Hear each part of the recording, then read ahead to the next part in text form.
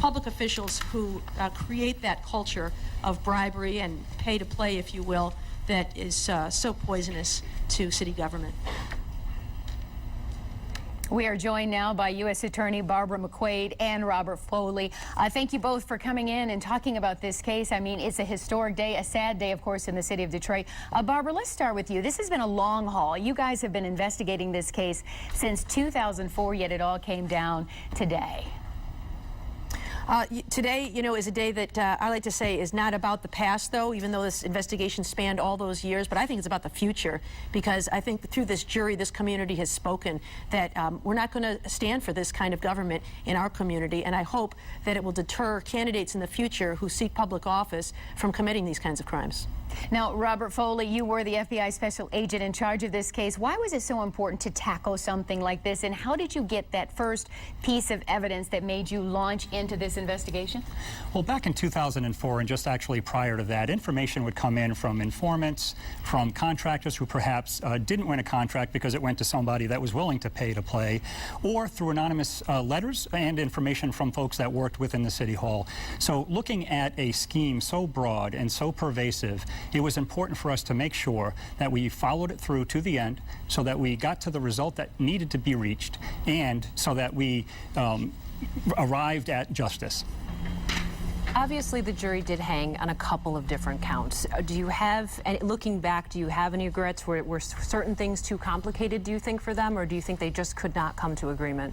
It's hard to know what goes on in the mind of a juror. We were constantly battling internally between wanting to be thorough and make sure the jury had enough evidence to make their decisions, but also trying to streamline the case. You know, how much is too much and is overwhelming? And so we made our best decision about how much evidence we should give them, and they did their best with it. So, you know, we're very gratified for their hard work, and we accept their verdict. Now, either one of you can answer this question. You know, a lot of people are happy that today happened and all of these convictions came down. Some not so happy, or some may be asking, why not go after the people who took the bribes, people who benefited and got millions and millions of dollars by sort of paying to play with Kwame Kilpatrick, Bobby Ferguson? So with respect to the bribe payers, certainly it takes two to play, the bribe receiver, the public official, and the business person who's paying that bribe. Where we had sufficient evidence that the bribe payer committed a crime and had willful intent, we did prosecute those people. There were 4 bribe payers who were prosecuted and actually testified at the trial as cooperating witnesses. But others, you know, are part of that vast spectrum, and we make an assessment of, were they a criminal or were they a victim in this case, and how's a jury going to perceive that, because they certainly were extorted and pressured. And so we try to make an assessment of where that person fits on the spectrum when we decide how to treat them. Mr. Foley, a lot of people are going, phew, this day is over, but are there other people to go after at this point? Are there more investigations to come, or perhaps ongoing right now? There are other investigations that we're looking into, and of course we feel that same sense of relief because I think that the city of Detroit feels that sense of relief. Can you both talk a little bit about how much time and energy has gone into this? I mean, Robert Beckman, the lead case agent, 10 years investigating, your prosecutors, Mr. Chucko, Mr. Bellata, also a decade into this. I mean, this was a huge commitment, and why is it so important to make that kind of commitment for something like this?